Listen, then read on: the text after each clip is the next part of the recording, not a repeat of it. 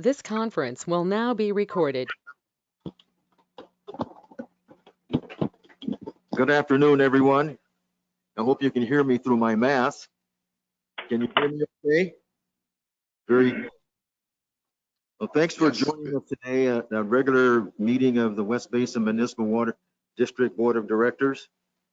And we're a little late starting, but we can press on. So at this time, I'd like to call the meeting to order. And we have determination of a quorum. So EJ, would you please do a roll call for us, please? Will do, Mr. President. Director Alvarez? Here. Director Deere? Here. It is not. Here. Director Gray? I'm here. Director Houston? Here. And President Williams? Here. We have a quorum. Thank you very much. At this time, we'd like to have our GM, EJ Caldwell, lead us in the Pledge of Allegiance. Will do. Thank you very much, President Williams. If everybody could stand. I pledge allegiance to the flag of the United States of America and to the republic which stands one nation under God, indivisible, with liberty and justice for all. Thank you very much. Leads us to our next item is public comment. Are there any comments?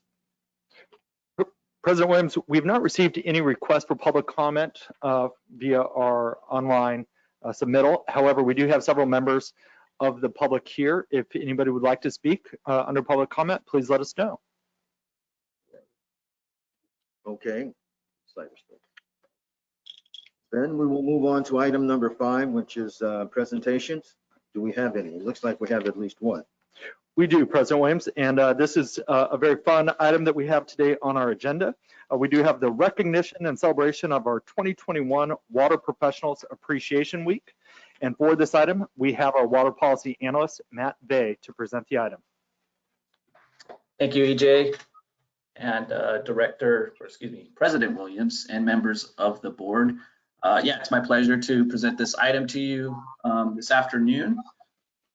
Just to kind of go through some of the highlights here. So Water Professionals Appreciation Week was established by the California legislature about 4 years ago in 2017, and it was established to recognize and highlight all of the essential work that water industry professionals do on a daily basis for their communities. The creation of this official state recognized week was really due to the efforts of several statewide water stakeholder groups, including multiple ones that West Basin actively supports or is involved in.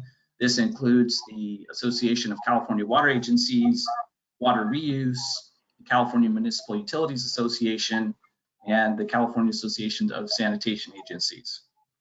So it's a week-long celebration that begins the first weekend in October and it runs through the following weekend. So this year it'll be from October 2nd through October 10th. In previous years, West Basin has participated in Water Professional Appreciation Week by promoting the week primarily through developing and sharing social media posts, some that it does its own, and then sharing some of the other posts that come in from our partner agencies. This year, in light of the pandemic, the ongoing severe drought, and all the impacts to just our industry and our communities, we just wanted to kind of recognize all the hard work that water and wastewater professionals throughout the state are doing and have done and are doing to maintain outstanding services to their communities. And so for that reason, West Basin staff thought it would be appropriate to ask the board to make an official proclamation this year. Doing this not only will highlight and recognize the work of all our industry partners, but it will also allow us to show support to Aqua, Water Reuse, and just, again, all of the fellow water agencies for the work they do on a daily basis. So in addition to that, staff will be putting information on our website, and again, we'll be doing a lot of different social media posts throughout the week next week to recognize and celebrate that work. And a special focus will be made to highlight and promote careers in the water industry in order to continue attracting a high quality and diverse workforce to hopefully, join our ranks someday and to continue moving the industry forward in future years. So on behalf of West Basin staff, I also want to say thank you to the board for your ongoing support of our work that we do here, that we get to do here to serve our communities. And we also want to thank you for your support of all of our industry partners throughout the state.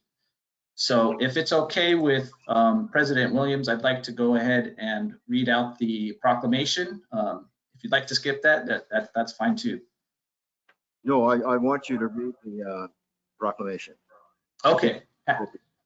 Thank you. All right. You're welcome. So here we go. Whereas water is the lifeblood of California, and without safe and reliable water, no community and no sector of the economy, from high tech to manufacturing to agriculture, can thrive or expand. And whereas now more than ever, the water industry is proud of the important role our essential workers play in making sure our communities have safe and reliable water supplies.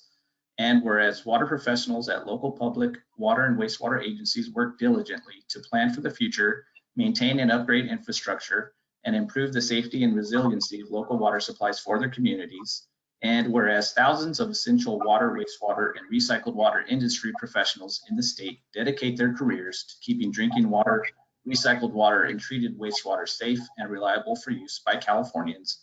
And whereas West Basin Municipal Water District employs nearly 50 full-time employees who work together on a daily basis to ensure the reliable delivery of drinking and recycled water supplies to a service area of nearly 1 million residents.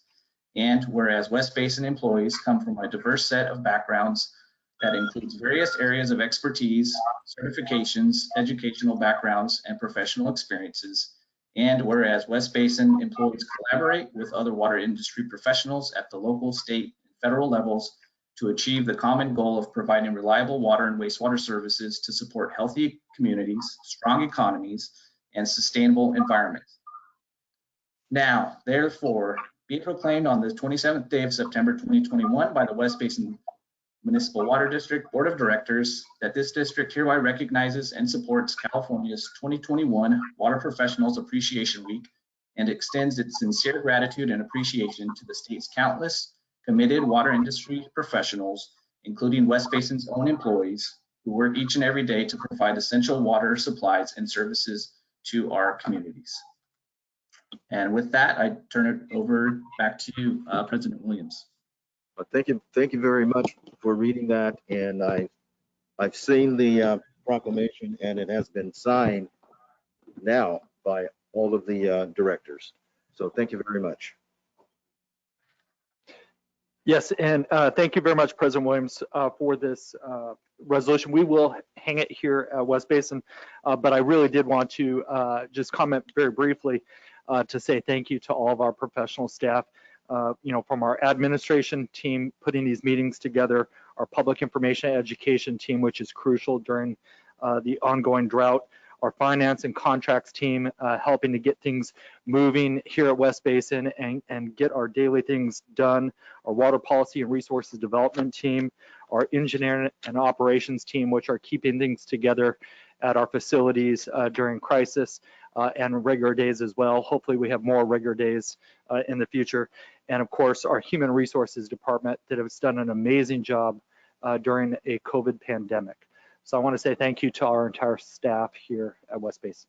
All right. Well, thank you. That takes us to item number, we'll go to, we're going to make a change here.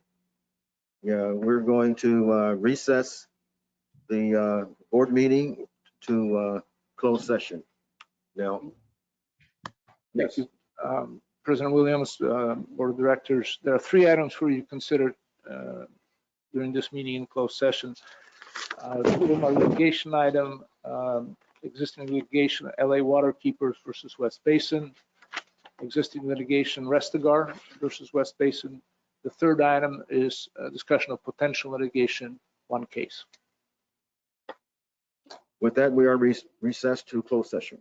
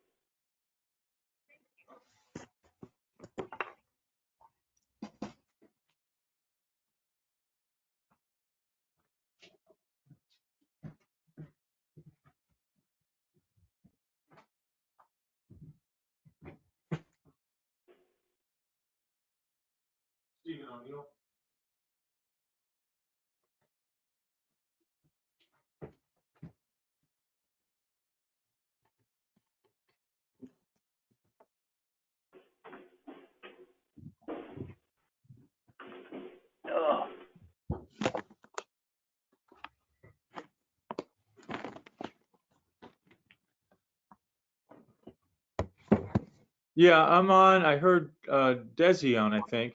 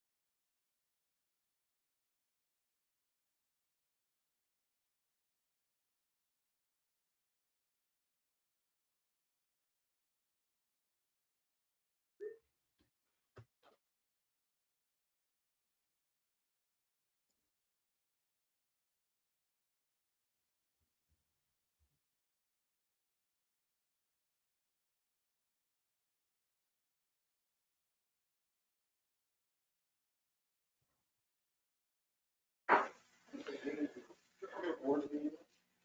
from closed session, and now we'll have a report out from our legal counsel. Thank you, Mr. President. The board met pursuant to Government Code Section 54956.9 to discuss two items of pending litigation or existing litigation. LA Waterkeeper versus West Basin and Rastigar versus West Basin. On the LA Waterkeeper matter, instruction was given to special counsel and staff. No action was taken by the board. On the Rastigar matter, no action was taken on that matter either. And on the matter of potential litigation, instruction was given to the staff. That concludes my closed session report. Okay, well, thank you very much. Thank you. Now we will move on to item number 6, I believe. No, we do not have any items too late to be agendized. Okay, then that will take us to item number 7, which will be the consent calendar. Are there any board members wanting to remove an item from the consent calendar? I would like to remove 7F and 7G. 7F and 7G. Okay, then I will entertain a motion for the remainder. I so move. And it's been moved by Director Deere that the remainder of the items on the consent calendar be approved. Is there a second? I second it. Okay. So then the items. So we will now, any objections? Then this consent calendar is approved. Do we need a roll except for- call on that? Roll call, please. Yes, Mr. President, well, I'll begin roll call. Director Alvarez. Yes, but I would like to note an extension of 7E. You can Noted. do that, yeah. Director Deere. Yes.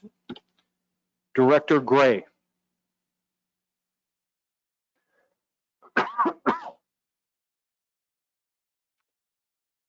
Director Gray, are you still with us?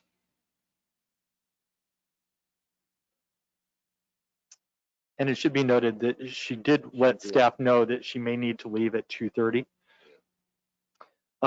Director Houston, Yes. President Williams. Yes.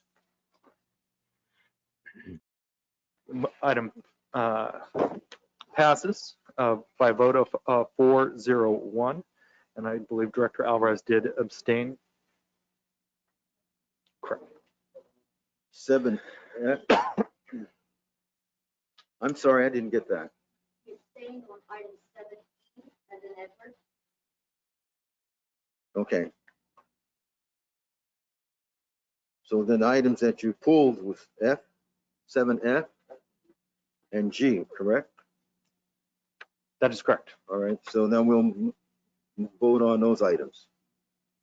So item 7F is an agreement for bond counsel services. This item was brought to our Finance and Administration Committee, and I do believe we have our Executive Manager of Finance, Ms. Margaret Moja, with us.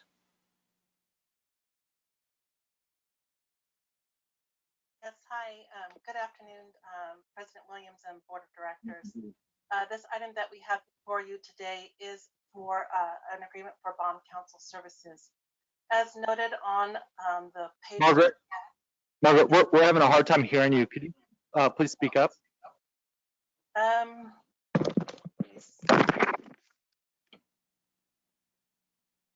No, not yet. Give me a moment.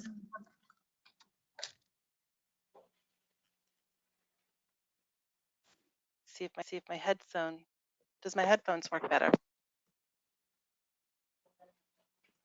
Sounds better. Okay, great. All right, thank you. And if my audio doesn't work, I'll ask my coworker Marianne to also support me on this item. So the item before you today is for agreement for bond counsel services. As noted on the page here, this item is to go forward with a 5-year contract to identify that Stradling, Yockel, Carlson, and Routh would serve as our bond counsel, again, for the period of October 1st, 2021 through September 30th, 2026.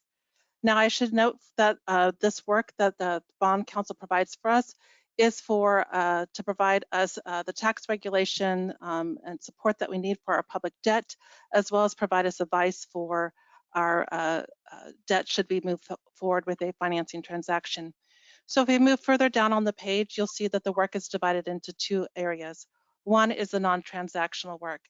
This work here is for us, again, to mention that the bond counsel, we do call upon them to support us to answer any tax questions, specifically as it relates to any of our agreements, as we want to make sure that we maintain our tax exempt status. They also work with us in our continuing disclosure submissions, as well as any tax filings that is necessary. This work is done on a time and material basis.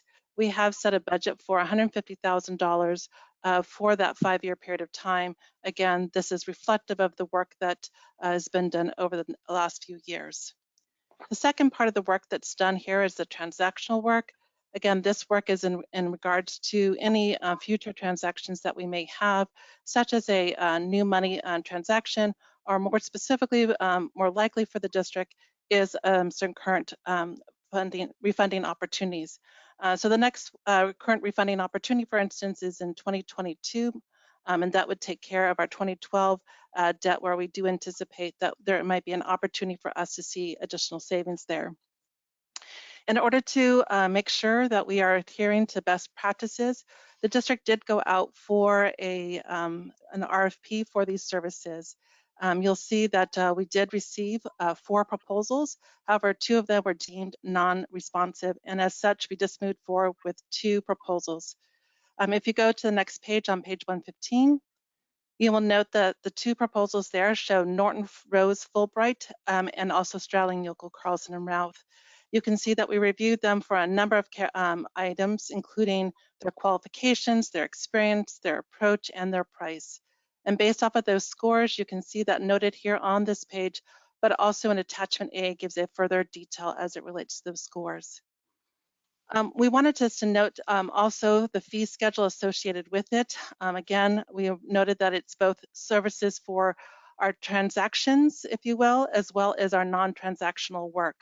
You'll note there that if it depends upon if it's a new money, refunding, if there's disclosure work, that there's fees associated with that.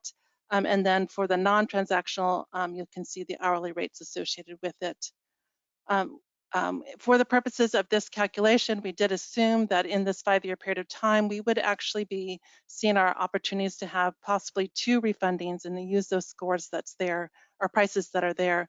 And so as such, for instance, the fees associated with this particular transaction upcoming would be $65,000. That is the $35,000 that you see there, plus the $30,000 for disclosure, a total of $65,000. Now, the costs for the transactional fees are included as part of the cost of issuance, and at the time that we bring forth the financing transaction, that is when we would seek the board's approval, but it would be based off of these rates. As it relates to the non-transactional works, again, that's on a time and material basis, and again, those are you see the rates that are there. So based off of the overall scores, based on the pricing, we do recommend Straddling Yokel Carlson and Routh as our bond counsel for this period of time. We do recommend them as they are an experienced team. They currently work with us and have a full understanding of our tax issues, disclosure requirements, and are able to meet our financing transactions. And with that, I'll move forward to reading the recommendation. That the board authorizes the interim general manager to enter into an agreement with Straddling Yokel Carlson and Routh to represent West Basin as bond counsel for the period October 1st, 2021 to September 30th, 2026, and set the agreement amount for $150,000 for non-transactional work. And again, I would just note under the fiscal impact that the cost for the non-transactional work is included within our overhead budget, and that the transactional cost of services are included within the financing transaction. And with that, I'll take any questions that may be needed at this time by the board. Director Alvarez. I have a question.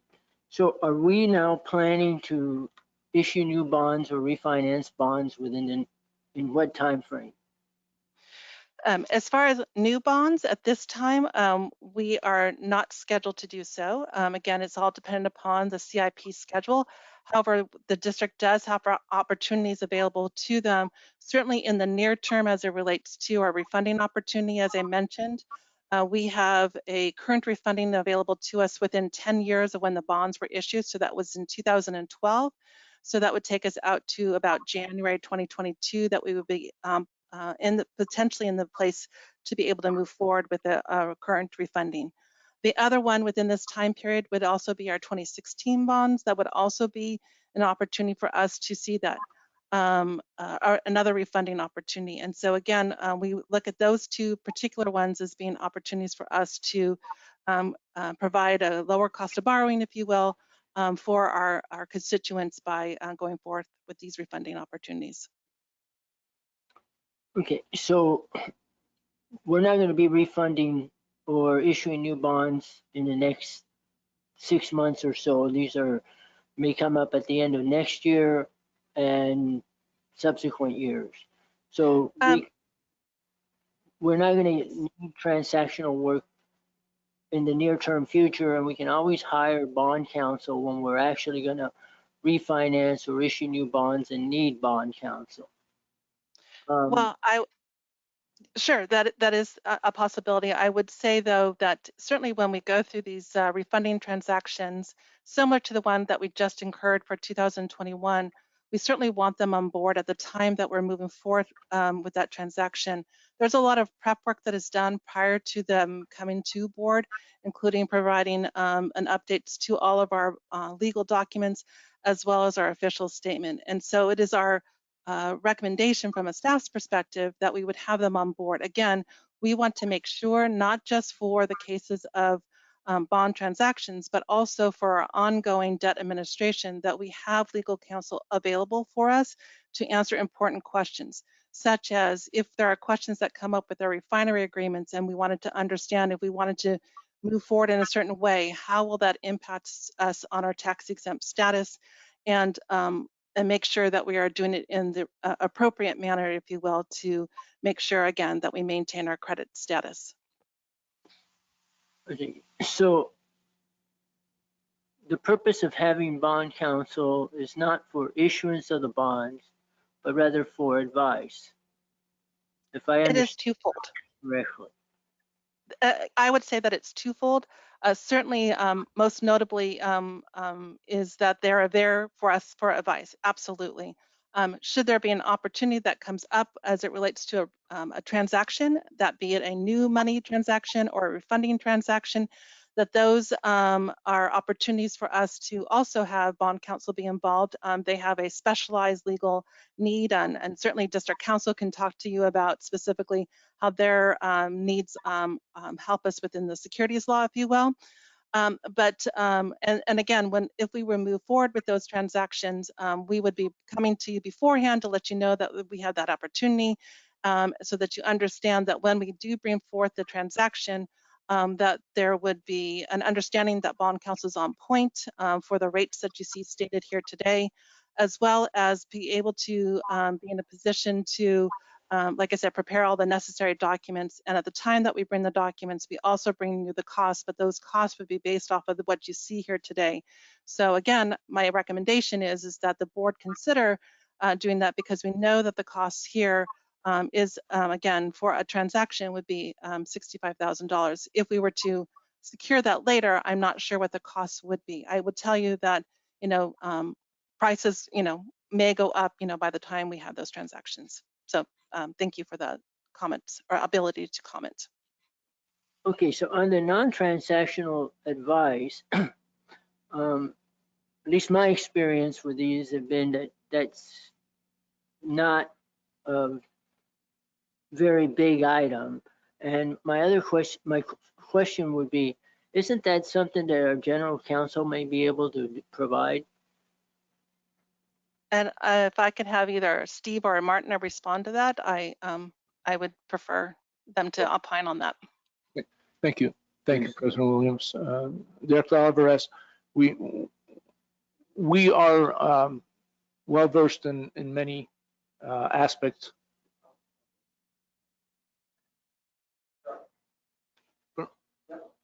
Sorry. Yeah, no, you're right. I'm sorry.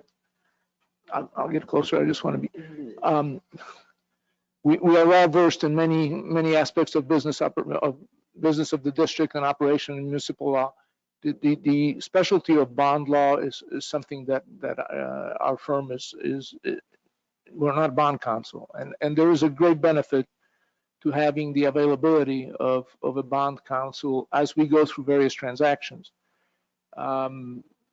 We have been negotiating on behalf of district on several fields with some of the refineries, some of the contractual obligations that the district may have been under, buying, selling, moving certain facilities.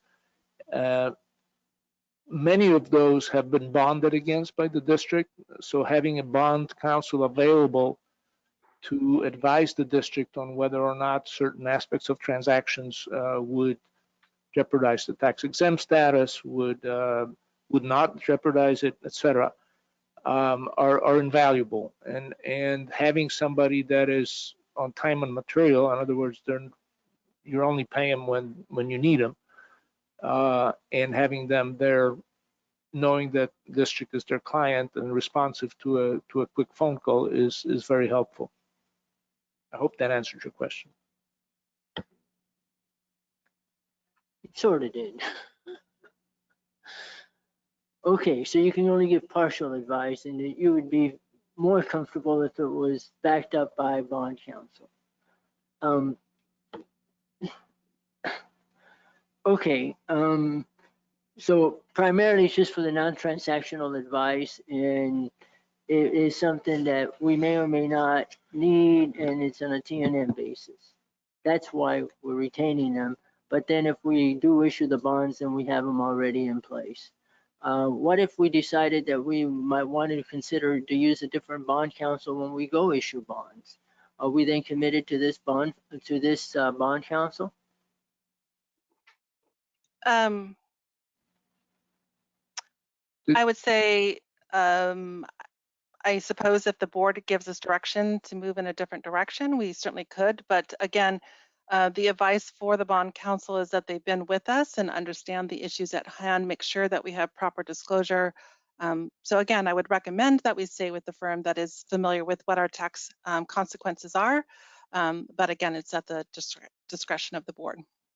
Yes, go ahead. Thank you, President Williams. And just to dovetail and follow up what was said, it's not an exclusive contract. In other words, the contract doesn't bind the district to only use that firm for that purpose. So if it came to pass that the board decided that somebody else should be used, that we have those options.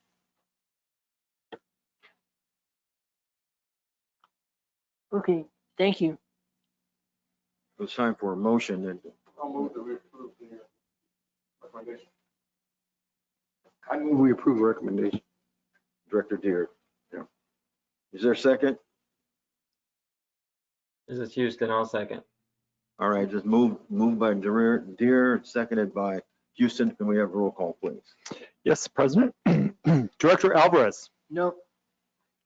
Director Deere. Yes. Director Gray. Director Houston. Yes. President Williams. Yes. Motion carries. Next item.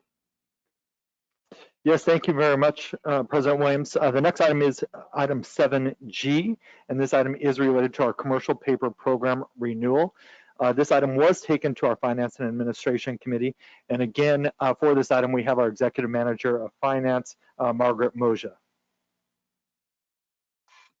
Yes, good afternoon again, directors.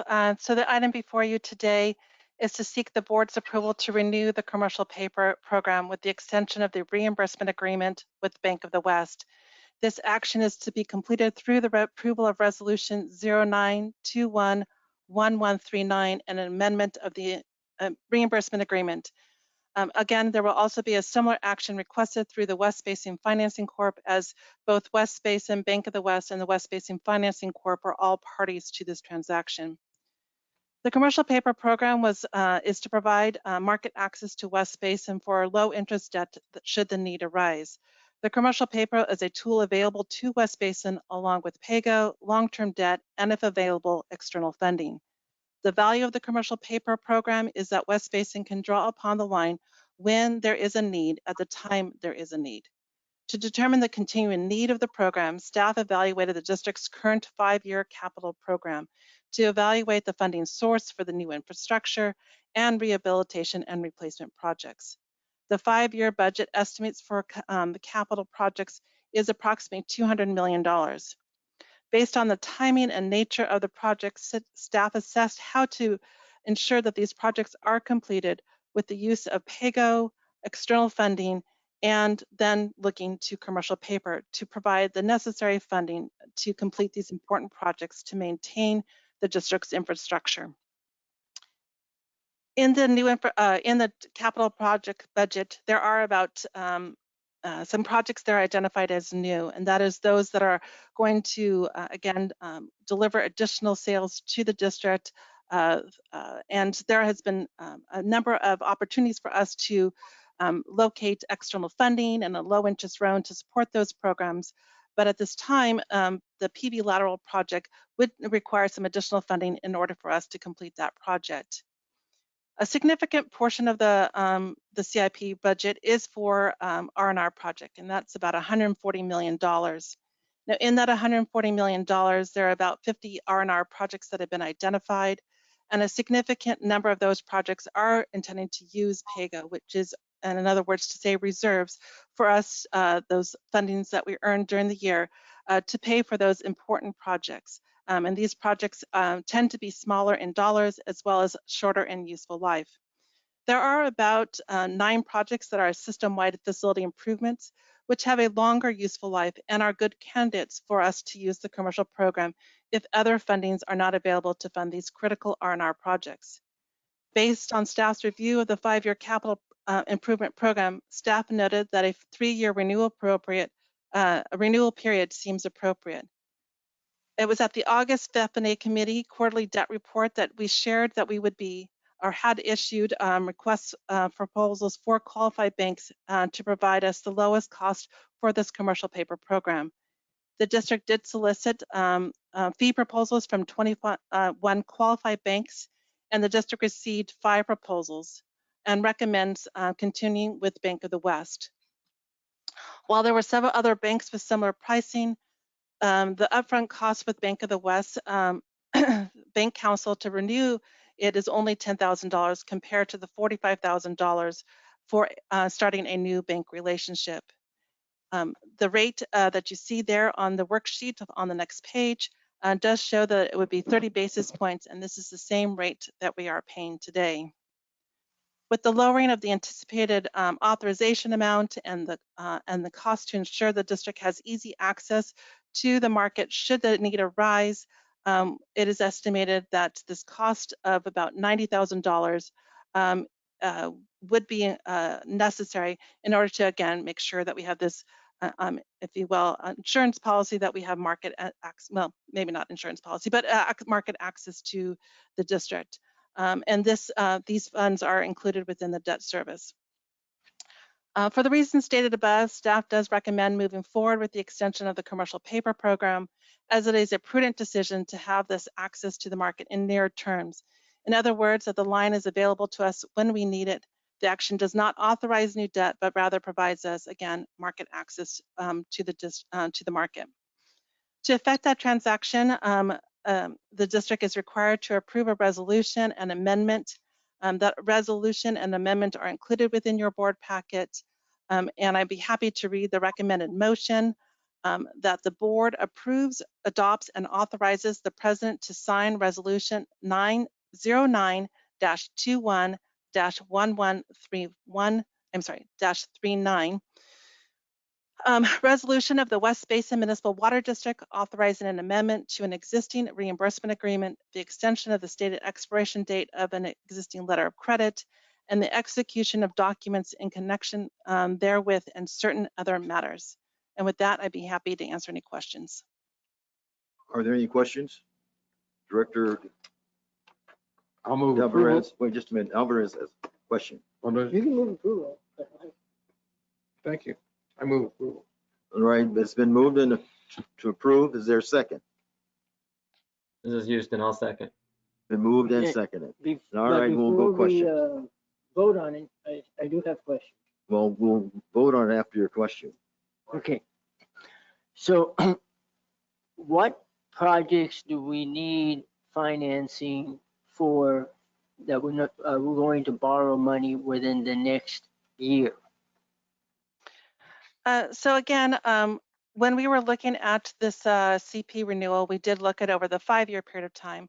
There are certain projects that, to answer your specific question, are ones that are currently underway or are being discussed to move forward. One that is currently underway is the cathodic protection program. Another one that is currently being contemplated is the solids handling. Other projects would include the Title 22 filter system and the chemical storage tank, to name a few that are ones that are under consideration. Again, this commercial paper program, while we have identified certain projects in order to assess this item, it could be, there's a broad description, if you will, that could be used for the commercial paper program. And as such, if some other project were to arise, we certainly can let the board know that and say, and provide them, opportunities to see what the funding sources are, of which the commercial paper could be one of them. Okay, so you kind of threw up some projects. I want to be very specific because we're going to, what you're asking for is to go borrow some additional money. This is short-term money, and correct me if I'm wrong, the intent is that then this money will be rolled into long-term debt. That is certainly a possibility. Again, one of those ones that I mentioned earlier in my presentation is the, for instance, the Palos Verdes lateral project. Again, if we need those, if we need additional fundings to be able to pay for that, we would then be looking to use the commercial paper. The district is making some progress, if you will, with the state to see if we can secure a low interest loan there. So if we were to do that, we would not necessarily need to use the commercial paper for it. But for any of these projects here that we have identified, yes, there are two ways to be able to pay this off. One is that you can refinance this onto a long-term debt, and or you can look to other funding that could come in. So if you were to receive a grant, but you already borrowed on the commercial paper, or if you choose to and say, hey, let's make sure that we have the money that we need for the time that we're doing that, and let's build up our cash reserves in order to pay off those things. We certainly don't have to issue debt. We could certainly use cash in order to pay these commercial paper off. Again, this is sort of like a line of credit you would have on your home, and you have multiple ways in order to do so. Again, the past monies that we had, Director Alvarez, you're right. We did take the money that we had and we did roll it into that commercial paper into our long-term debt. And it was advantageous at that time because, again, we were already going through refunding, didn't have to pay for a cost of issuance a second time, and it made sense for us to consider that as one transaction and take advantage of the low interest rate environment at that time. So to reset or simplify my response to you, but to make sure I give you a full response, yes, long-term debt and or cash are two ways to pay off your commercial paper. So you primarily mentioned the Palos Verdes pipeline project, and that the board has pretty much indicated it will be moving forward with. Quite a bit of money and is coming in for that project, but it's still a shortfall. That project will not generate enough revenues to pay for itself. So do we have other money available for that project so that we do not incur expense that will then have to go on the ratepayers' back, because that project will be subsidized and that subsidy will be carried by all of our customers, both those in the more affluent communities as well as those in their disadvantaged communities, which can ill afford to subsidize the project? Certainly the district has a designated funds policy or reserve policy, and we established that policy in order to make sure that we have adequate funds available for us from an operating liquidity perspective, from an operating contingency perspective, capital contingency perspective. And so certainly there are funds available that are needed there. And so, we're in a perfect position right now where, we are seeing less sales. And as a result of that, we are finding ourselves perhaps having to dip into our reserves to make sure that we have adequate funds there. Likewise, with the Hyperion spill, we are incurring additional costs. Those additional costs are one in which, again, that operating contingency provides us this necessary funds that are there. So again, we're looking at the totality that is there, looking at the most prudent decision to make sure that it's a decision that is being made over a period of time as opposed to a single point in time. Okay, but how much money do we have available in reserves? I would say it's in the tune of about 80 to 90 million, I think. And again, some of those funds are also being designated or set aside, if you will, for our settlement agreement as it associates with the standby charge. And that's about, I would say, 10 million of that. So again, knowing that is a commitment that we potentially have out there, I would subtract that from the total that's there. And then from there, you would start to look at, again, meeting those criteria for all of your various core categories for your policy. Okay, so we do have money available, and the Palos Verdes project is about halfway funded through grants and other contributions, and halfway isn't. So it's about $6 million that you're short on it. Around there, yes, correct. So that is something that could be paid from our reserves without significantly lowering the reserve amount, and thereby not incurring the need to increase our rates in the future. That is a possibility too. Again, we're looking at the totality of the program over a period of time. And so, again, I mentioned we have $200 million of projects, of which, just making assumptions as to what potential rate increases could be in the future, making sure that we have enough funds that are available to pay for those projects. We are, if you will, I mentioned $140 million. As our financial forecast shows within our budget, fiscal year 21-22 budget, we are not bringing in enough funds in to pay for that $140 million of R&R projects. And so as a result of that, having this access that's there, again, this is not obligating us to issue debt, it is providing us market access to debt. Okay, so I keep hearing that we have $200 million in terms of exposure, and I'm sure that we have potentially even greater than that, depending on what we decide to do.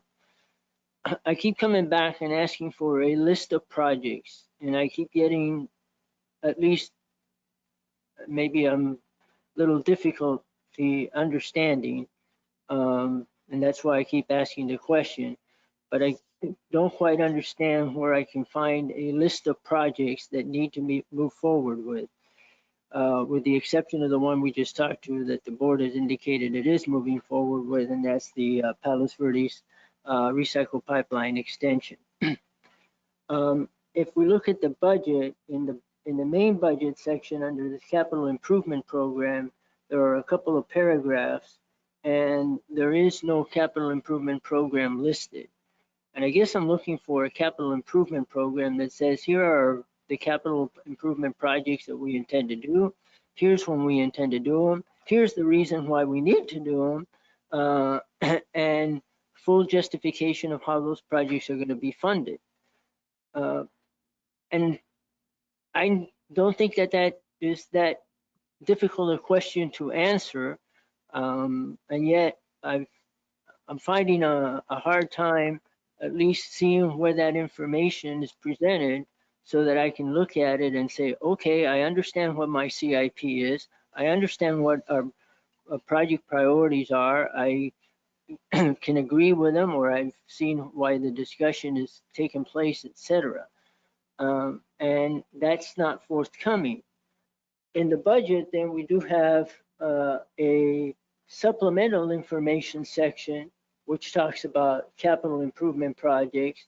And again, it mentions a few projects, but it doesn't prioritize any projects and provides very little information, actually none to, in my opinion, that tells me why these projects need to be acted upon.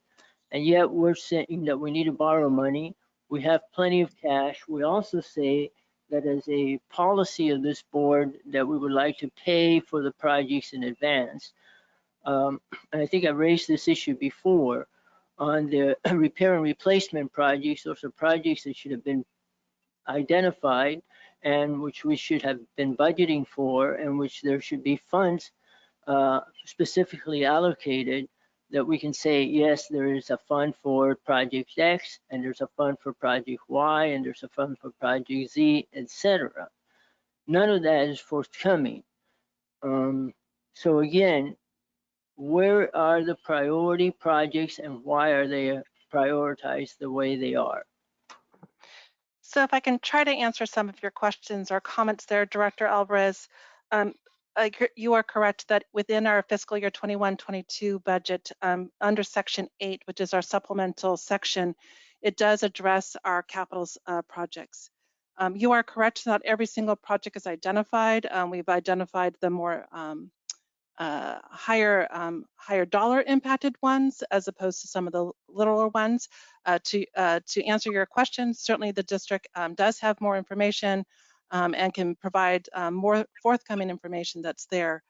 Again, when we are looking at putting the budget together for any 1 year, it's not about looking at the 1 year, it's about looking at the multiple years. And so we have provided you a 5-year schedule. So if you look to page 8-2 of your budget, it does show with you that $200 million that I identified. It does show you how much we anticipate per year that we anticipate drawing from PAYGO, how much we anticipate drawing from commercial paper, and then what we received through already known, if you will, grants and external funding sources, bringing up the total of $200 million. Again, the ones that I've identified as PAYGO or commercial paper, we are using the best information we have at the time, that the information that's there.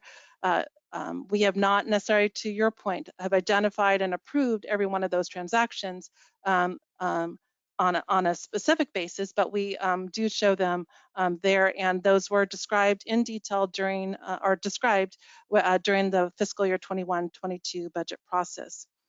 As such, we use this information to provide that information there. And if you continue on within the budget document, going on to page 8-4, it talks a little bit more about what those new infrastructure projects are. You can see those identified on there, including the JMM CWRF Phase 2 CEMF project. That is the one that's well supported by grants as well as the state loan. And then you go through some of these other projects. You continue on, and then we get into the R&R projects that started on 8-8, and it shows you about $21.4 million worth of R&R projects that we anticipate moving forward with in this particular year. Again, we do provide you some detail as it relates to the total cost of that project, what the overall budget is, what is our start and end date anticipated. The one thing that you have identified, and certainly in my conversations with you and the interim general manager, we can certainly provide some funding sources that more clearly sort of aligns, if you will, that specific project with the funding source. We've shown it in total, but certainly we have that information working on there. And we continue to work with the engineers to have an understanding of the timing of those projects, and what other sort of funding sources that may be a possibility, so that we can make sure that we are trying to, again, have the lowest cost to the district here. So if it means that we can get external funding, wonderful. We don't have to use the commercial paper. But again, if we identify these as critical projects that we need to forward to in order to maintain our infrastructure and meet those contractual requirements by our customers, then these are the costs that are associated with it, and we want to make sure that we are identifying them. So we will continue to work through providing you additional information and to you and to the whole board that provides you clarity as it relates to it. Again, this is more detailed than we've been requested in the past, and happy to provide that information for you. Okay, so you referred to table A2 in the capital project funding table under supplemental section of the budget. I did, yes. That table, it doesn't identify a single project. What it does is identify for the next 5 years, total expenditures of $200 million without, again, listing any projects or the reason why the project is important, how we came to the conclusion why that project's important, what the cost of that project's going to be, or how that project's going to be financed. None of that Right. is in. And we have shared information on following pages as identified with you that shows you that the little bit more detail about what those projects are, again, referring to 8-4, shows you what those new infrastructures projects are for fiscal year 21-22. Again, we can slice it and dice it different ways. We summarize that information for you in a way that we thought was meaningful. But again, we can continue to explore new ways to share that information with you. Again, our objective here from the finance team is to support the projects that are necessary for engineering to complete so that we can maintain the contractual requirements set forth by our agreements. Okay. All right, wait a minute. Let me step in here for a minute. Was this item presented to the E&O committee?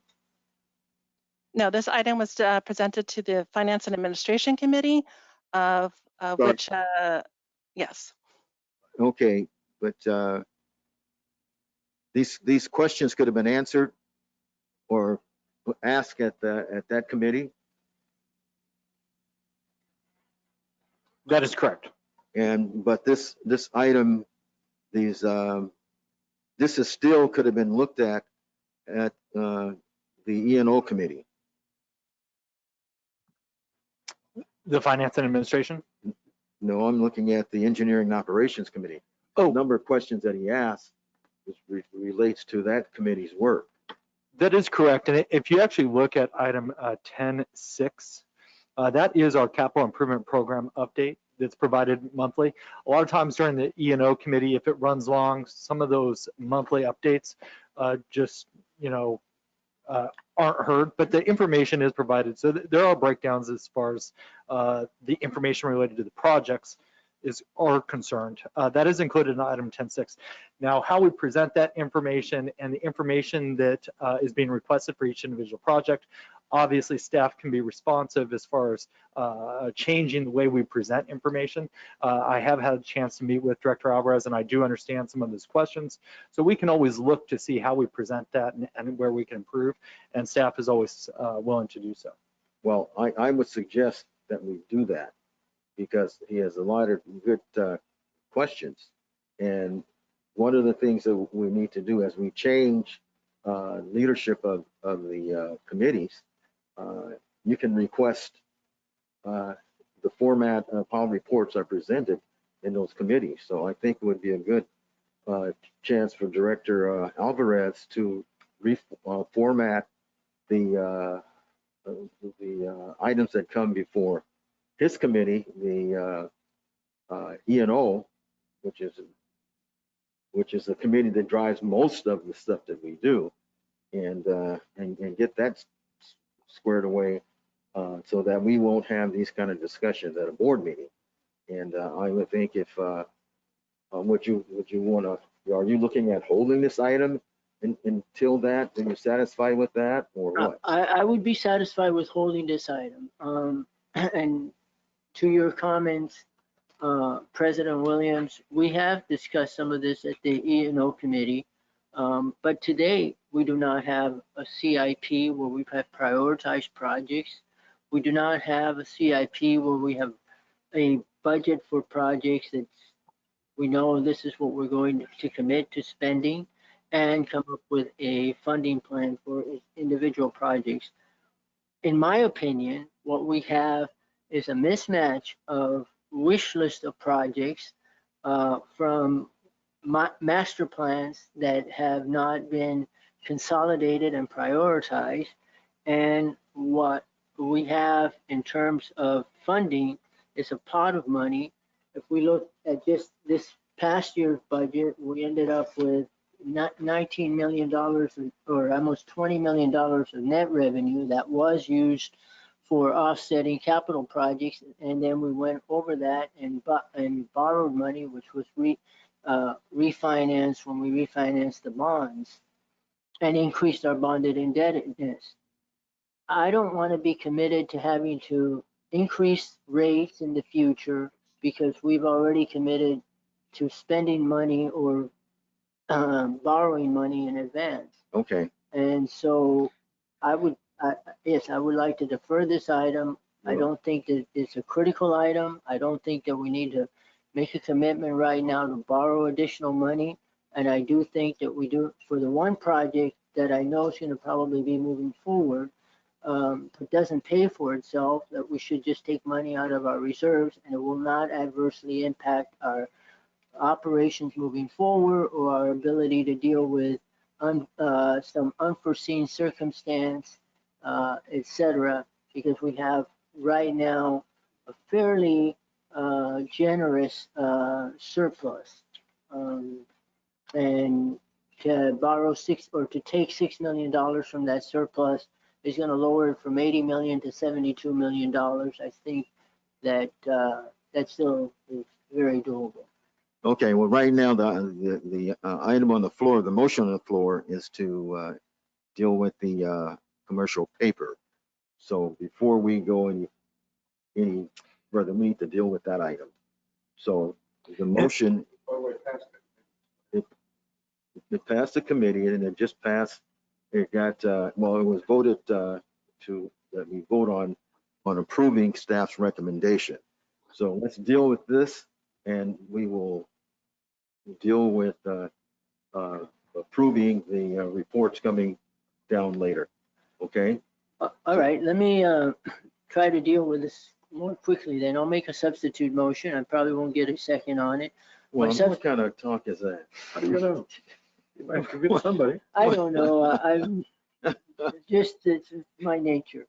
But my substitute motion would be that we table for the time being, moving forward with a commercial paper line of credit.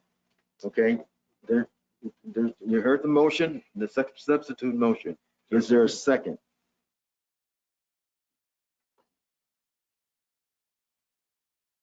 Hearing none, the substitute motion fails for lack of a second.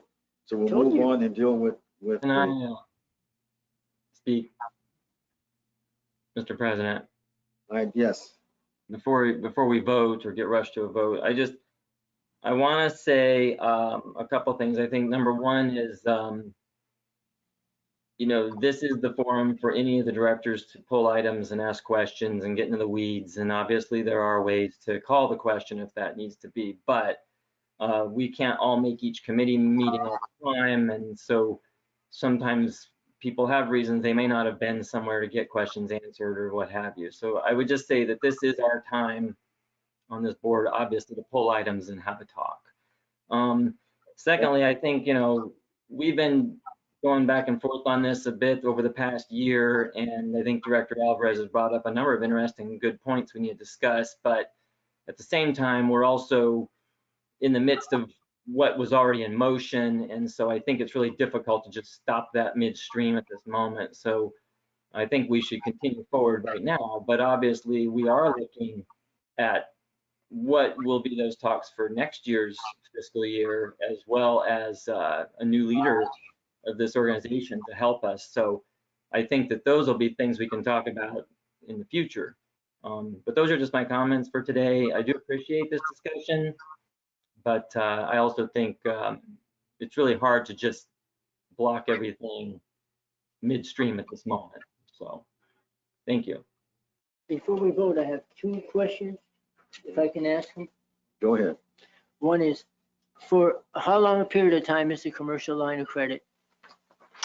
So our current commercial paper expires in October of 18, and it would then go for an additional October 18, 2021, and it would go to, or the 19th, but nonetheless next month, and then it would go for 3 years. So it would go for where the bulk of the CIP is anticipated to be spent, and of course that is reviewed each year. And I will note to you, Director Alvarez, that the comments that you made about the master plan, this does not incorporate any it is my understanding that the items that we had here on this CIP list is, if you will, prior to the master plan that was shared with you earlier part of this year. So these were, if you will, carry forward from items that the district engineer and operations teams have seen as being critical items that need to move forward. And this is done in conjunction with our contract operator as well. Okay, so my second question is really basically a comment. The commercial paper line, if we move forward with it, will be for 3 years. If we borrow no money at all, based on the staff report, it's still going to cost us $90,000 a year. So we will, for just having a commercial line of credit, we're going to pay $180,000. I'm sorry, $270,000 if we borrow no money at all. And that's my comment. I'm not expecting a reply to that or anything else. Thank you very much for allowing me this time to address this issue.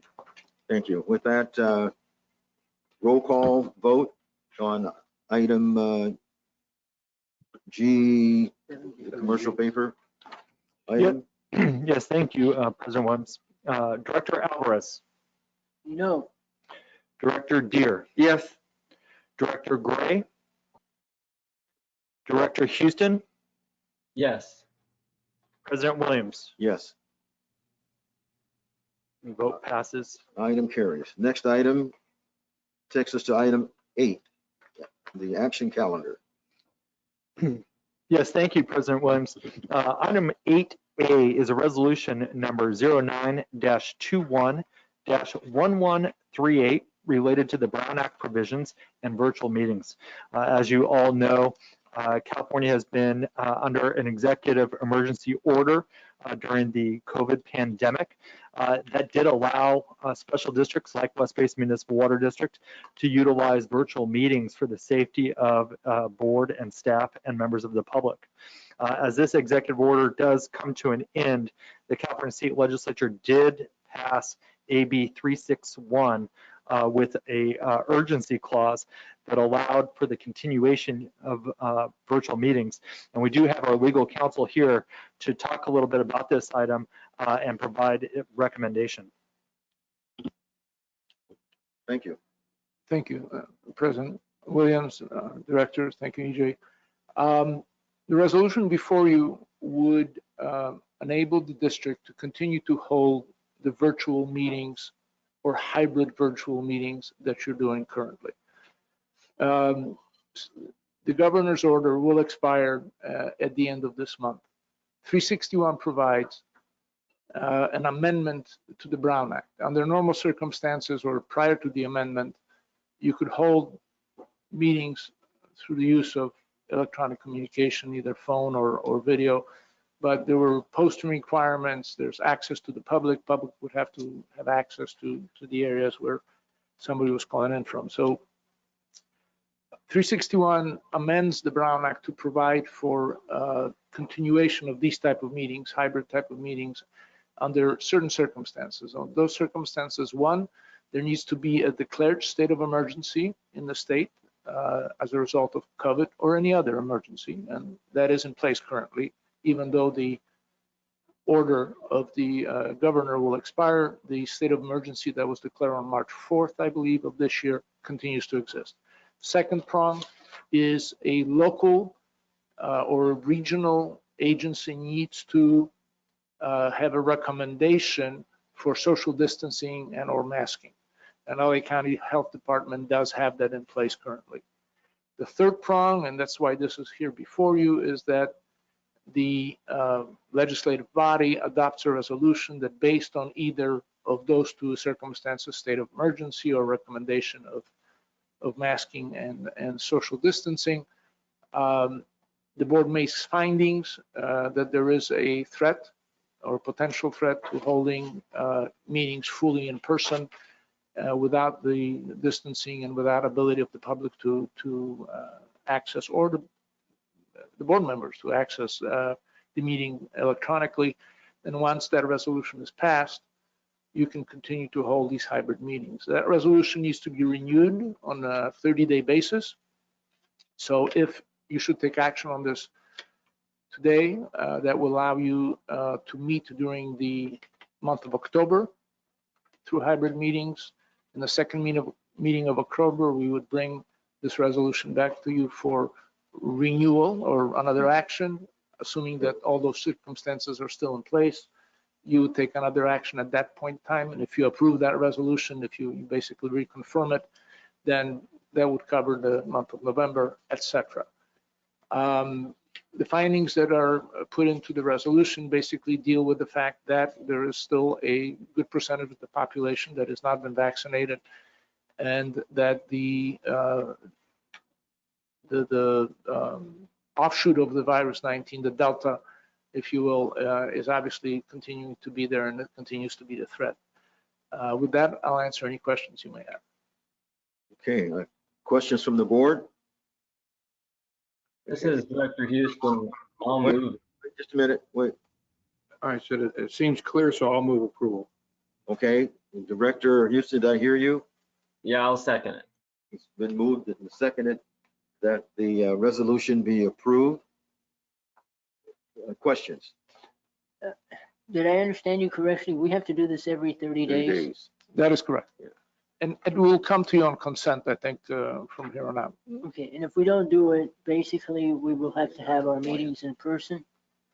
You will not be able to hold a telephonic meeting without complying with the prior requirements of the Brown Act, or the ones that are in place if you don't have the adapter energy. That means, like in the days before COVID, if you called in from somewhere, public had to have access to where you were.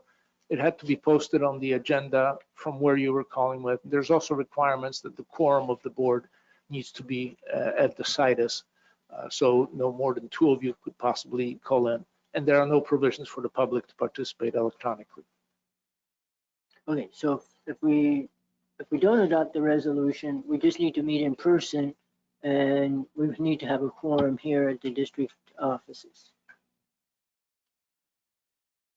That is correct, and the public would not be able to access electronically or comment electronically during the They meeting. would like the board, they would have to be present. That is correct, or submit something in writing before the meeting. I don't see any problem with that. Okay, any more questions? I just Okay, call for the let me make question. a Yes. comment. No, on this one, I really do want to thank staff for scrambling on this, because we talked about it at a committee meeting earlier this month, but basically the governor's order of allowing us to do this ends at the end of this month. And unless you pass some resolution like this, we would just have to immediately change the way we do things. And at least it does have a provision, only lasts for 30 days. We got to look at it every time. So I'm as anxious as everyone else to have the meetings in person and kind of get back to normal, but I also wouldn't want to be caught like off guard, as would have happened, and be out of compliance. So that's why I definitely support this month. The Special Districts Association, my understanding, was very instrumental in that AB 361 bill getting passed that allows us to do this. And I think it is good that we have to take a look every month to decide what we want to do going forward. But at the same time, it gives us the flexibility for another 30 days to move forward like this. And one last thing, everyone's been caught in this bind. I mean, you know, even if it's the county, if you're on a commission, I mean, everyone's all of a sudden scrambling to figure out what they're supposed to do by October 1, or they're gonna have to have a special meeting, et cetera, to do what we're doing today. So anyway, thank you, EJ and Martin, for getting us on the agenda. And again, I definitely support we have to look at it every 30 days, because there's going to come a point where it should go back to the old rules, the old way of doing things. So anyway, thank you, Mr. President. Okay, thank you. Any Further discussion? Seeing none, hearing none, we'll call the question for item 8B. 8A. Oh, I'm sorry, 8A. Thank you. You're correct. Oh, okay, right. Director Alvarez, No, Director Deere, Yes. Director Gray, Director Houston, Yes. President Williams. Yes. Okay, that takes us to item 8B, approval of mandatory proof of vaccination policy. Yes, and thank you very much, Mr. President. Item 8B is approval of our mandatory proof of vaccination policy. This item was discussed at our Finance and Administration Committee. The item was presented by our Manager of Human Resources, and I do see her now joining us. In speaking with legal counsel, we wanted to bring this item again to the board for specific action. So with that, I'll turn it over to Michelle Green. Excuse me. Good afternoon, directors. As EJ indicated, this item was discussed at the last Finance and Administration Committee meeting. And as a reminder, at the July 26, 2021 board meeting, the board approved mandating proof of vaccination for all district employees. Staff was verbally informed of the board's decision at an all-hands meeting on July the 29th, 2021. Employees have already actually started to comply with this policy and have submitted proof of vaccination to the Human Resources Department staff. And from the information that we have received thus far, approximately 90% of our employees are vaccinated.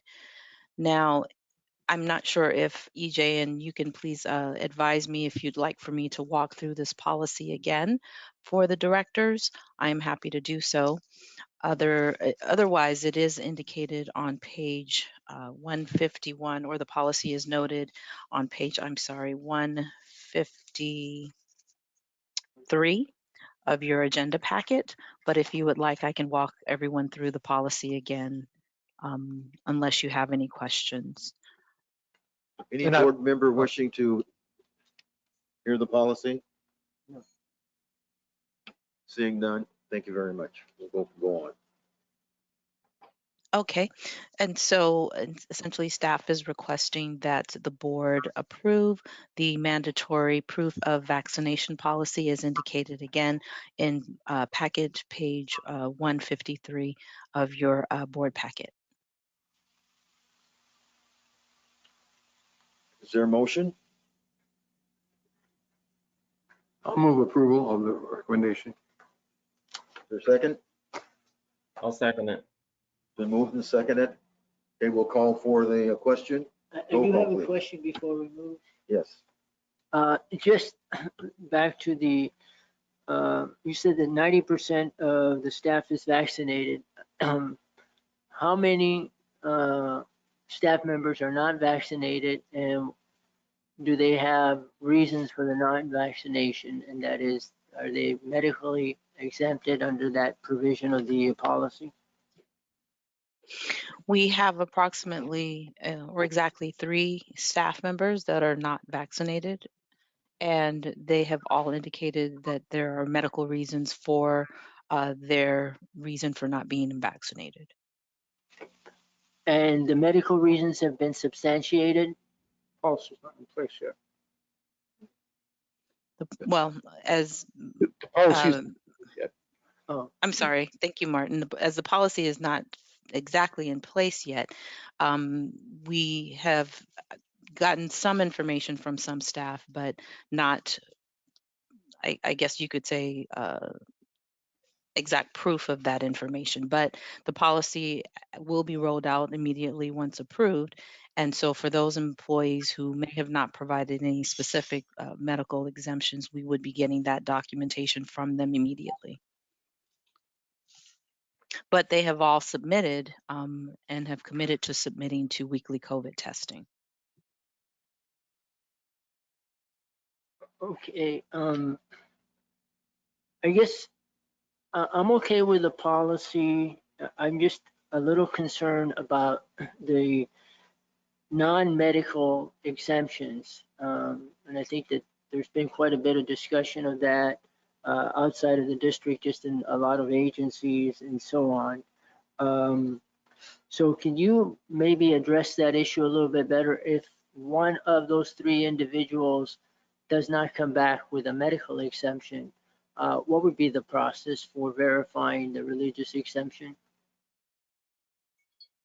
So we have already, as I've mentioned at several other meetings, we have been advised by HR legal counsel that there is very little proof that you can request from any individual regarding religious exemptions.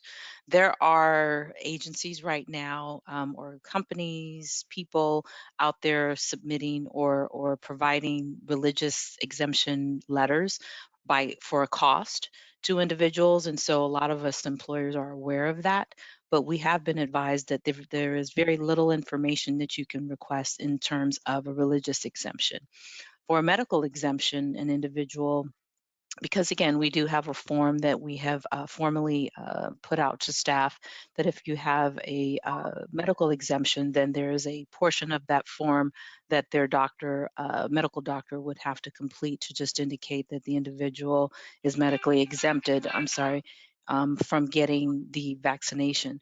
So essentially, those are the two forms that we would need or request for information. But again, we've been advised by several sources, legal sources, that in terms of a religious exemption, there's very little documentation that you can enforce from an individual. We don't currently have anyone, I believe, that's requesting a religious exemption. Okay, thank you. With that, I just one last comment. I don't have an issue like as much as with providing the testing at district expense for qualified exemptions, but for non-qualified exemptions, just because somebody does not want to submit or want to get vaccinated, I don't believe, and I would not support that the district would pay for the weekly testing. So if we approve this policy, would we be basically approving a policy that the district would be paying for the weekly testing for someone who refuses to be vaccinated? At this point, the way the policy is written, it does indicate that if an individual does not have any one of the exemptions that's required, that they would submit to weekly testing. I believe that's how it's noted, but it doesn't say anything. I'm sorry. What was your question again? You're saying if someone does not have a religious or a medical exemption, does the policy indicate that they would have to pay for the testing? Is that the question, That's the question. Director Alvarez? Right now, I read the policy on page 154 under weekly COVID testing. It says COVID-19 testing will be provided to employees at no cost during their work hours. And that would be for those that are not vaccinated. So if somebody not to be vaccinated and doesn't qualify under one of the legitimate exemptions, are we going to pay for is the district going to pay for the COVID testing? That's a very good question. From the way this is written, it would indicate that it would not pay. It doesn't say that it wouldn't pay for the testing. Let me say that. It says that it will pay for the testing if you have one of those exemptions, presuming again that if someone does not provide proof of vaccination, that they would fall under one of these exemptions. And so essentially, if they do fall under one of these exemptions, then the district would pay for that testing. But it doesn't specifically say if someone refuses to get the test outside of a religious or medical exemption, the policy does not state whether or not the district would or would not pay for that. It just states that we would provide weekly COVID testing for those individuals who cannot provide proof of vaccination and or if they fall under one of these exemptions. Okay, so if they do not fall within one of the exemptions, we will not pay for the testing. Is that right? The legal counsel, would you speak to that? Thank you, President Williams and directors. Currently, the policy provides that for the two exemptions, employees will need to provide weekly testing, and that the district will pay for that testing. The policy right now does not cover in and of itself an eventuality of somebody just simply refusing to test for no reason at all, or for a reason that is not either a religious or a medical exemption.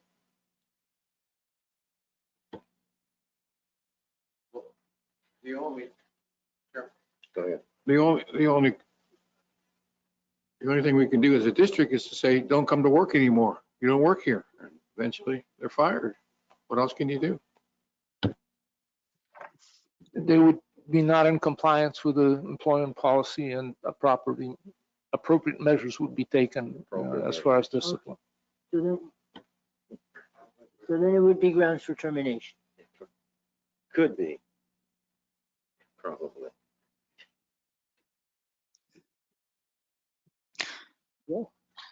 It certainly could be, yes. Could be.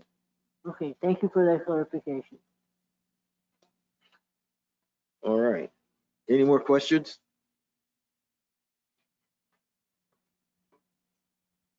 Did we take a vote on this? Not yet. Okay, then we'll call for the question. And the staff's recommendation and proof, the approved staff's recommendation. So did we take a vote on that? Julie, do we have a motion and a second? Okay, in a second. Okay, All right. all right, call for the question. Director Alvarez, Yes, Director Deere. Yes. Director Gray, Director Houston, Yes. President Williams. Yes. Motion carries. Next item, 8C. Yes, thank you, President Williams. The next item we have is a fiscal year 2021-2022 community outreach event. It's the El Segundo Kiwanis 2021 Fair on Richmond Street. This item was requested by Director Scott Houston. It is requesting that the board consider a $300 sponsorship that would grant West Basin a booth/table to distribute district information and an advertisement promoting district awareness for West Basin. You can actually see the materials that were provided by the organization. They begin on packet page 160, and you can see a little bit of information related to the event. And then also note that on packet page 163, it does identify the different types of sponsorships that were available to West Basin Municipal Water District. And with that, I'll read the recommendation that the board approve the sponsorship requested by Director Houston for El Segundo Kiwanis 2021 Fair on Richmond Street event to be held Saturday, October 9th, 2021 in the amount of $300. Is there a motion? It's been moved by Director Deere. Is there a second? I'll second it. Call for the question. Director Alvarez, abstain. Director Deere, Yes. Director Gray, Director Houston, Yes. President Williams. Yes. Motion carries. Next item is 8D. Yes, President Williams. Item 8D is a replacement of a sodium hypochlorite day tank at the Edward C. Little Water Recycling Facility. This item is an urgent matter, And we actually do have a procurement policy allowing for the general manager to move forward with this item. However, because we had this board meeting scheduled, and because if the board were to take action on it and approve it, there was an opportunity to do that without slowing down our process and our response. We do have Joel Blair, our senior engineer, here today. We also have Wendell Johnson, the manager of engineering. And I believe I saw Lorenzo from Suez, our operator, also on this call to answer any questions that you might have. So with that, I'll hand it over to Joel.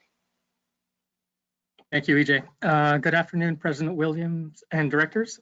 This item 8D on page 166 of the agenda packet is for recommended urgent replacement of a sodium hypochlorite tank at the Edward C. Little Water Recycling Facility. You may recall that we recently replaced sodium hypochlorite bulk tanks. These were 30,000 gallon tanks, 4 of them at the same facility.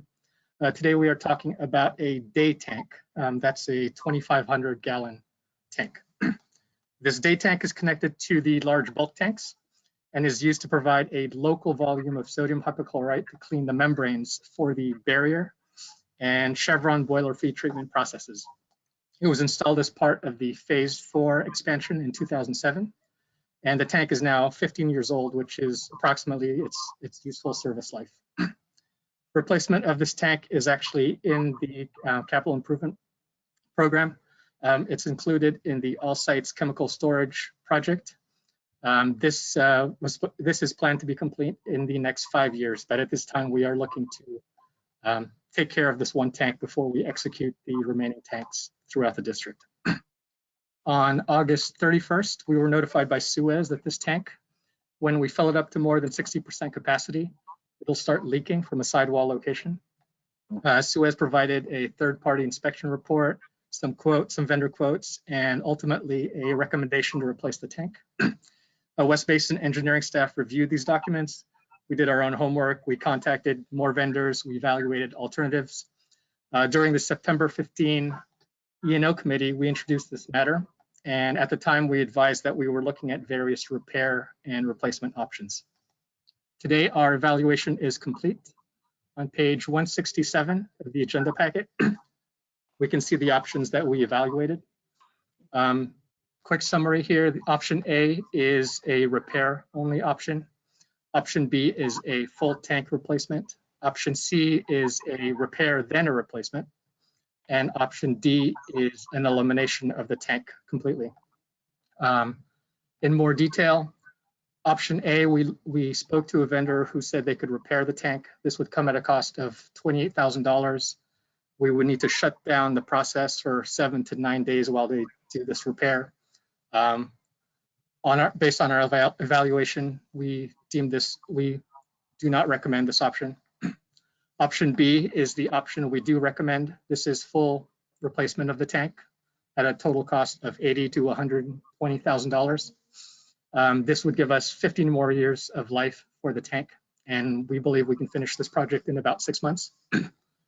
Other options we looked at were option C, immediate repair, and then a replacement of the tank after that. We considered this one because this would be the one most protective of operators if health and safety was a major issue. However, at this time, we think that we can operate the tank safely at 60% capacity, at less than 60% capacity. And option D is elimination of the tank. That would be to not have a day tank and have our barrier and Chevron boiler feed systems directly connected to the bulk tanks. But based on conversations with Suez, this was not recommended as it would cause more problems.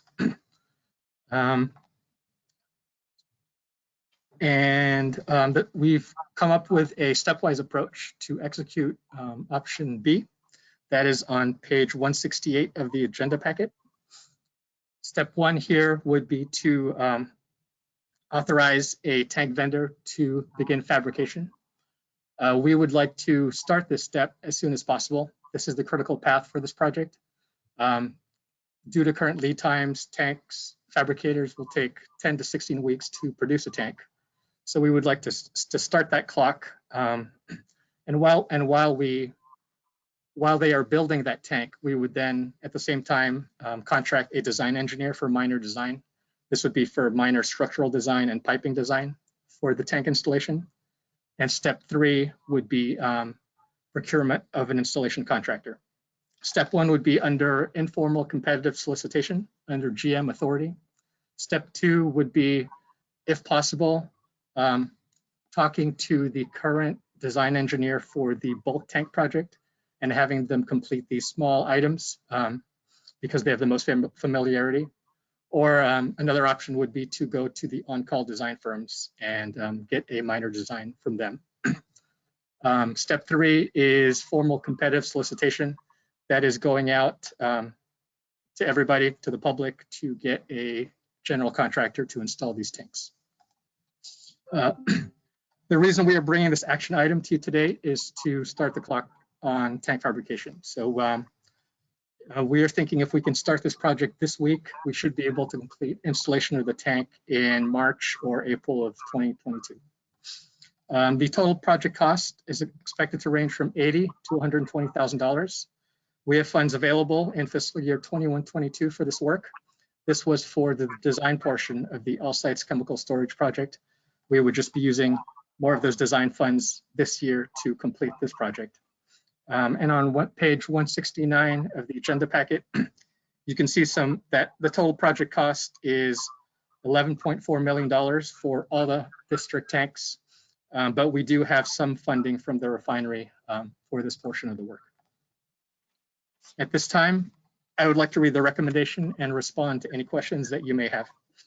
That the board authorizes the general manager to implement option B and proceed with the replacement of the 2,500-gallon sodium hypochlorite tank at Edward Cecil Water Recycling Facility. Thank you. Questions?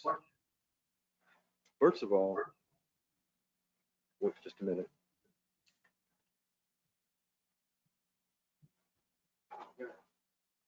Power problem. You see it? Yeah.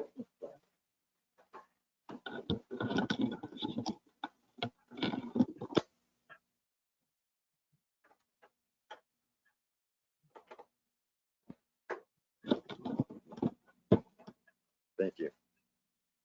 Okay. Questions? The board. I'll move approval of the recommendation. Oh, okay. Oh, you, you go ahead and do it. For the first time? Yeah, go ahead. I'll second your motion. Okay, I'll move approval of the replacement of the day tank at a total not to exceed of $120,000, which is the upper bound of the cost estimates that you have provided. Second motion. Okay, very good. Question, just a question. Why isn't the dollars not mentioned in the recommendation? I apologize. We should have done that. Yes. Good question. Okay, can we do that? Yes, If you do and that, I'll vote for it. I apologize. I think that as staff put this together very quickly, and again, I want to say thank you to our engineering operations and our admin team for getting this item before you.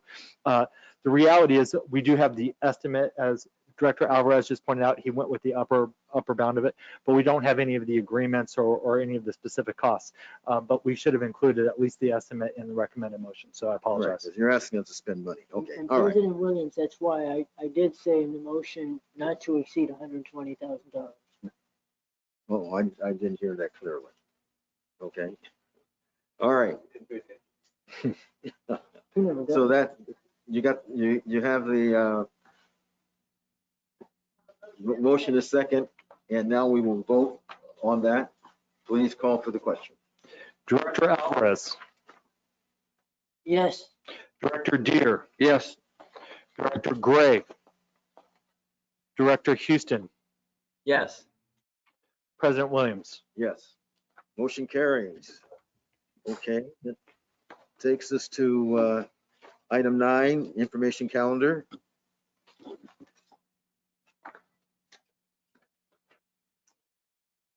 We do not have any items under our information calendar today. That moves us to receive and file calendar items. Mr. Chairman, Yes, do we want to go over each of these items individually or take a single motion for the whole? I'll take a single motion for the entire amount. I move we approve the receive and file items. Is there a second? I'll second. Been moved and seconded that we receive and file all of the receive and file items. Okay, call question, please. Hopefully go through this one. Director Alvarez, Yes. Director Deere, Yes. Director Gray, Director Houston, Yes. President Williams. Yes. Okay, thank you. Item passes. Then we move on to item number 11, which is the general manager's activity report. Yes, thank you, President Williams. I'll try to move through these items fairly quickly, but we'll have this report actually emailed out to you after this meeting as well. There is just a reminder related to the filming content for Water Harvest Festival. The filming is to take place at the Water Education Center at the Edward C. Little Water Recycling Facility. The dress code is elevated casual, since it is a family-friendly event video. No need for formal suits. Worth noting, we do have the majority of the board already scheduled. Director Houston will be there Tuesday at 1 p.m. Director Deere Tuesday at 2:30 p.m. Director Alvarez Tuesday at 3:30 p.m. President Williams September 29th, so on Wednesday at 1 p.m. And we're working with Director Gray at this time to get her items scheduled. I think most of you know that on September 15th, we held our firescaping workshop. And again, our staff has done an amazing job of putting that together. So I want to make sure that I recognize not just our water use efficiency team, but also our public information and education team. We had a total of 93 registrations that were received with a total of 34 attendees the day of the event. The first 20 registrations received a copy of Firescaping, Protecting Your Home with a Fire-Resistant Landscape. And I just wanted to note that I've heard great things about the book. And of course, right now in the state of California, you're hearing so much about fires and the threat of fires. So I think that that event has been very well received. We received a couple of comments back from the public. And again, just it's great to see that people are very active in it. And we're going to get those webinars on our website so that people can continue to enjoy them. Here's a quick question. How did they get the book? I'll have to check with staff on that because obviously it wasn't in person. So probably via mail, but I'll check. Staff continues to focus on promoting water use efficiency and conservation programs that offer value to our communities during the severe drought. As part of that, West Basin chats are now being held. And earlier this month at the PI committee meeting, staff introduced a new concept called West Basin Chats. This will offer an opportunity for residents to learn about the programs in a short 30-minute webinar. These webinars will be organized in collaboration with the South Bay Cities Council of Governments, who will help promote those and get everybody registered. The first 3 dates have been confirmed. We'll be hosting a grass replacement event on September 30th at 5:30 p.m., a change and save program update on October 28th at 5:30 p.m., and another grass replacement event on November 4th at 5:30 p.m. Staff will continue to bring updates to the board through our normal public information and education committee. Secondly, we are now moving forward with our in-person rain barrel events. We have 2 tentative dates. The first is January 22nd at the ECL at 8 a.m. Begins. Usually cars start lining up early before the event. So we would be giving those rain barrels out from 8 a.m. to 11 a.m. And then right here at the DLD building on Saturday, February 5th, again from 8 a.m. to 11 a.m. And for those of you who are watching this virtually, who access our meetings, you can actually register for those events on our website and come and get a free rain barrel. Some upcoming meetings real quick. our ad hoc committee updates. The City of Los Angeles Ad Hoc Committee, we're now in the process of scheduling that, so we'll get that moving forward. The Brewer DeSalter Ad Hoc Committee, we met with WRD Director Rob Catherman as well as staff on Wednesday, September 22nd to discuss a pending sale and purchase of the Brewer extraction well. That is moving forward fairly quickly. We do have a draft agreement now, and we do hope to execute that agreement in the first part of October. Secondly, we will be scheduling a desal ad hoc committee meeting, so we'll get that moving forward. We have some upcoming board and committee meetings. Our ethics committee will begin on October 4th at noon. We have our MWD caucus meeting October 6th at 12:30. Our E&O committee October 13th at 4 p.m. Our public information education committee October 14th at 11 a.m. Our water policy and legislation committee October 19th at 1 p.m. Our FNA, our finance and administration committee October 20th at 11:30 a.m. and our regular board meeting on October 25th at 1 p.m. And then last but not least, I want to highlight a couple of events. We have our water resiliency work group meeting where we have a lot of our retailers as well as city staff join us. That'll be this Thursday, September 30th at 11 a.m. And the Southern California Water Coalition annual meeting and dinner will be held in Long Beach on October 21st at 5:30 p.m. And then I did have one last piece of information. I attended the Cal DCEL executive board meeting today, and I'm very sad to say that Executive Director Wendy Ritterbush announced her resignation. She loves obviously working with the water industry and West Basin and a lot of the different organizations, but due to family reasons, she's going to have to step away.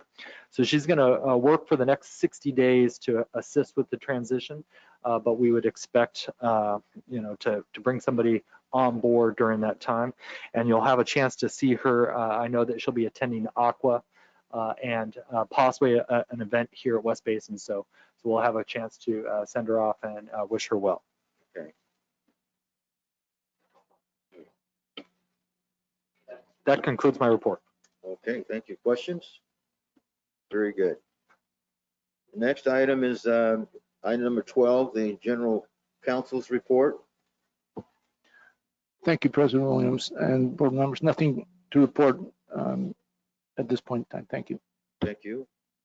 Now we're to the AB 1234 reporting compliance.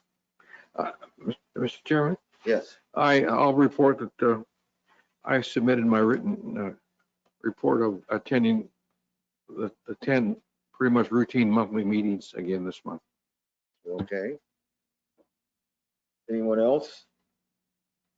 Sure, Mr. President. Yes. It's Director Houston real quick. Just a couple of dates that I submitted one was September 1st. I attended the I attended the California Special Districts Association conference, and I was up there for more days than that one day, but it was an excellent conference. People are back together again. It was held in Monterey. It was very good to see all the special districts folks back. It was, safely done, but also a lot of participation and some excellent presentations. So the next thing I wanted to note was the Contract Cities Association conference that just happened this past weekend, not this one, but the one before it. So on September 16th and 17th, I was there. It was out in Indian Wells, and they had between 300 and 400 people were there. So things were really coming back to fairly normal. A lot of the city council members and city managers in parts of our service area were there. I was on a panel. They asked me to be on a panel about the state of our drought. And so I was there with General Manager Adele Haji Khalil from the Metropolitan Water District, as well as Stefan Tucker from WRD. So the three of us were on this great panel to talk about the different things that we're doing in our respective agencies, and as well as working together to handle the state of this drought, but also how can local officials continue to help and support the water districts and water agencies. And on that note, I did work with our staff and with General Manager EJ Caldwell to put together a fairly new presentation. I was very pleased with what we accomplished on that. So thank you, EJ, and the public information team for helping me put together a really good slideshow. And then last but not least, it was already mentioned, but on the 15th of September, of course, was the firescaping workshop. It was held online. It was geared predominantly toward Malibu and Topanga residents, but I know from the roster there were people from all over, including, of course, the Palos Verdes Peninsula. But it was a really good presentation. I've heard some good feedback as well, EJ, and also I'm looking forward to when it is posted on our website so people can access that later. But again, I also want to, on that note, I do also want to thank staff because that was a great cooperative effort with the city of Malibu and our own staff really running the show. And again, it was just an excellent presentation. And so I know that we want to keep rolling those out, especially toward Palos Verdes.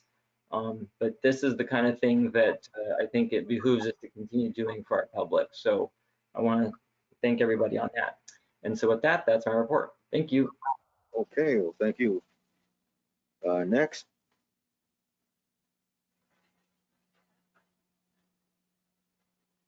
Okay, I don't have any comment. okay, then I will be submitting my report in writing. So thank you very much. So anything else that this brings us to director's comments? Nothing. Okay, be that way. All right. Then, I'm sure no one is going to disagree with this. Item number 16 is adjournment. And you said you were going to have us out of here by 2. I never said that. Well, yes, you did. No, special board meeting. Wait a minute. Yes. Missed something. Right, okay. No. It's item